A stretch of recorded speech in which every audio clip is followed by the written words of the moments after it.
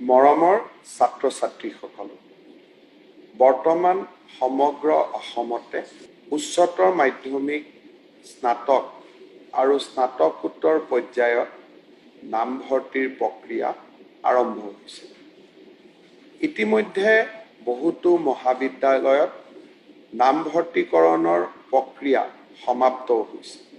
দুই এটা অভিযোগ মোৰ ওচৰলৈ আহিছে যে বিভিন্ন মহাবিদ্যালয়ত এইবাৰ ছাত্ৰ ছাত্ৰীসকলে বিনামূলীয়া নামভৰ্তি কৰিবলৈ যাওঁতে কিছু অসুবিধাৰ সন্মুখীন হৈছে। অসম চৰকাৰে প্ৰজ্ঞান ভাৰতী নামৰ আঁচনিখনৰ অধীনত যোৱা কেইবাটাও বছৰে বিনামূলীয়া নামভৰ্তিকৰণৰ ব্যৱস্থা কৰি আহিছে। এইবাৰো আমি মহাবিদ্যালয়সমূহক নিৰ্দেশ দিছোঁ যে যাৰ বাৰ্ষিক আয় 2 লাখ টকাতকৈ কম তেনে পিতৃ মাতৃৰ সন্তানক যাতে মহাবিদ্যালয়সমূহত বিনামূলীয়া নামভৰ্তিকৰণৰ সুবিধা দিয়া হয়।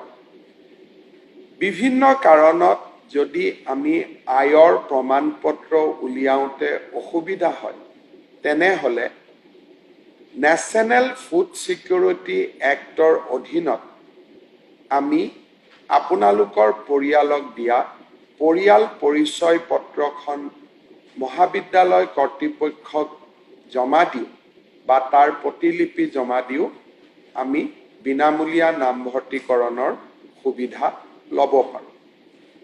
এই বিনামূলীয়া নামভৰ্তিকৰণৰ বাবে মহাবিদ্যালয়সমূহেও কোনো আৰ্থিক অসুবিধাৰ সন্মুখীন নহয়। বছৰি প্ৰায় 110 কোটিৰ পৰা 150 কোটিলৈ বিনামূলীয়া নামভৰ্তিৰ মাচুল আমি মহাবিদ্যালয়সমূহক উভতাই দিওঁ।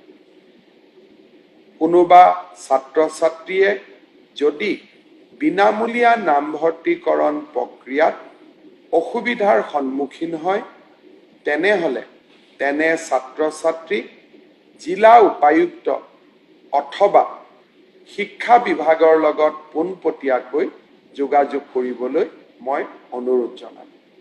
মহাবিদ্যালয়ৰ অধ্যক্ষসকলক মই অনুৰোধ জনাম, বিনামূলীয়া নামভৰ্তি অসমৰ উচ্চ শিক্ষাৰ ক্ষেত্ৰত এক মহান কৰ্ম বুলি তেওঁলোকে যাতে অনুভৱ কৰে আৰু ছাত্ৰ ছাত্ৰী যিসকলে বিনামূলীয়া নামভৰ্তিকৰণৰ বাবে যোগ্য তেওঁলোকক যাতে অত্যন্ত মৰম আৰু এখন বিশাল হৃদয়ৰে সৈতে বিনামূলীয়া নামভৰ্তিকৰণৰ সুবিধা দিয়ে।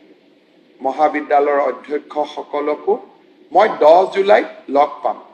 বিনামূলীয়া নামভৰ্তিকৰণৰ বাবে মহাবিদ্যালয়ে সন্মুখীন হোৱা আৰ্থিক ক্ষতিৰ সমুদায় ধন আমি 10 জুলাই তাৰিখেই উভতাই দিম।